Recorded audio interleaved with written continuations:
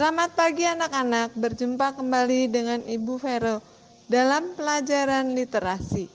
Pagi ini Ibu akan membacakan dongeng dari Cina. Dewi Keranjang Ikan. Dahulu kala pada zaman Cina kuno, semua jalan menuju ibu kota Luoyang setiap hari dipenuhi orang-orang dari segala penjuru. Para saudagar datang untuk berdagang sutra dan teh, dan para pelajar tiba di tepi sungai dengan penuh harapan akan keberuntungan mereka dalam menghadapi ujian kekaisaran. Para orang tua membawa kue-kue dan barang-barang lainnya untuk anak-anak mereka selagi mereka menonton pertunjukan boneka, akrobat, dan barongsai. Untuk mencapai gerbang kota, semua orang harus menyeberangi sebuah sungai yang lebar dan luas. Orang-orang naik ke atas perahu sambil bersenda gurau dan menyaksikan air yang bergelombang bagaikan sutra hijau. Mereka membuka kotak makan siang mereka sambil duduk dengan gembira untuk menikmati piknik berbekal roti isi daging, ayam jahe, ikan kukus, dan teh manis. Suatu pagi, Raja Naga Sungai bangun dari tidurnya dengan perasaan marah dan berniat mengganggu semua orang. Dia pun mulai membuat ombak besar. Ketika ia menyibakkan ekornya, seluruh perahu terbalik. Ayah, ibu, kakek, nenek, anak laki-laki, anak perempuan, kucing, anjing, semuanya jatuh ke sungai yang bergolak. Melihat mereka semua menggapai-gapai di air bergolak, ia pun tertawa keras. Hahaha, lihatlah, anak laki-laki itu basah dan berenang seperti tikus, dan laki-laki gendut itu mengapung seperti buah melon. Oh, lihat anjing kuning itu, dia bisa berenang tapi ombak menyeretnya. Dan kucing yang marah itu, aku bertaruh bahwa ia tidak suka tubuhnya basah. Hahaha. Setelah hari itu, ia menjadi sangat suka bermain dengan cara menenggelamkan orang-orang. Seorang gadis kecil menangis setelah berhasil naik ke tepi sungai.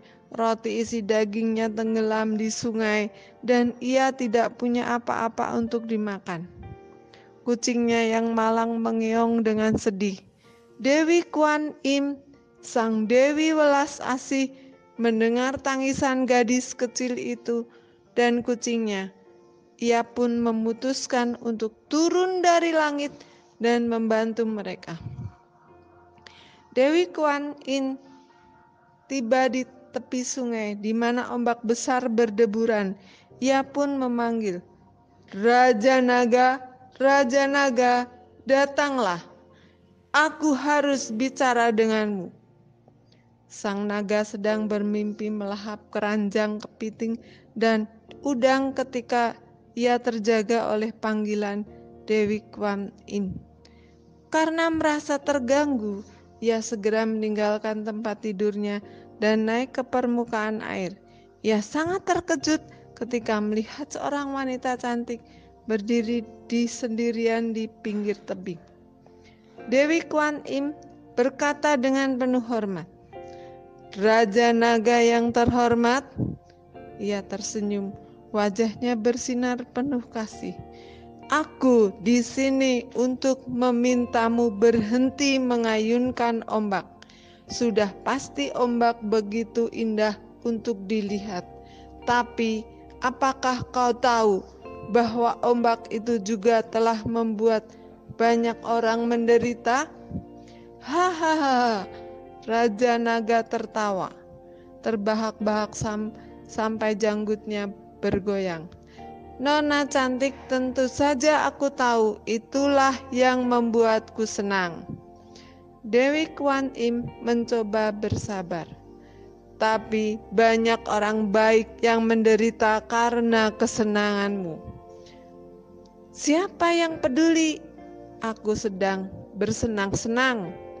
Tak hanya mencemooh permintaan Dewi Kuan Im, sang naga malah memamerkan kekuatannya kepada wanita cantik ini. Sambil meraung sekeras guntur, ia memukul ekornya sekuat tenaga dan membuat ombak setinggi gunung.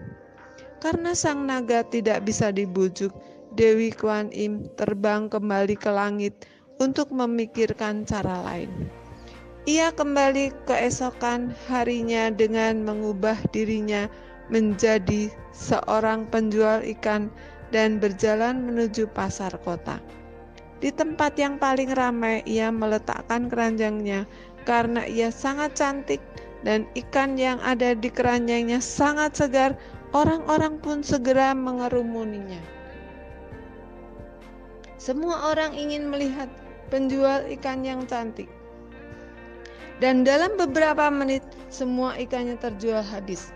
Namun orang-orang masih saja mengerumuninya.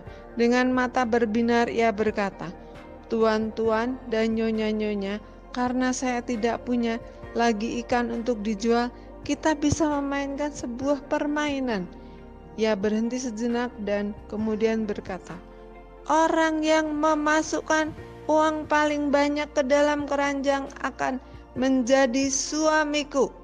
Tapi uang yang meleset akan digunakan untuk membangun jembatan sehingga kalian dapat menyeberangi sungai dengan aman, terbebas dari gangguan sang Raja Naga."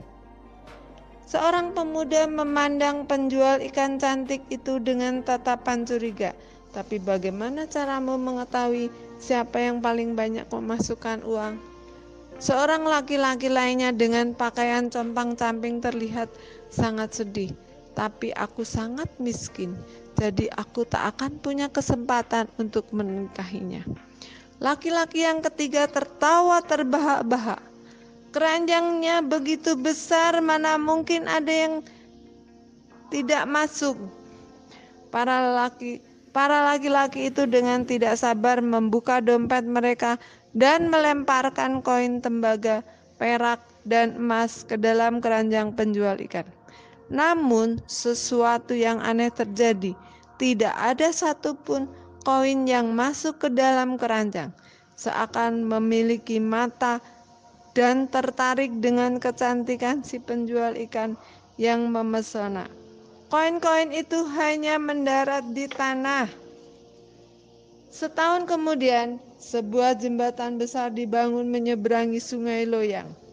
Walaupun sang Raja Naga masih bisa membuat ombak, ia tidak suka lagi mempermainkan orang.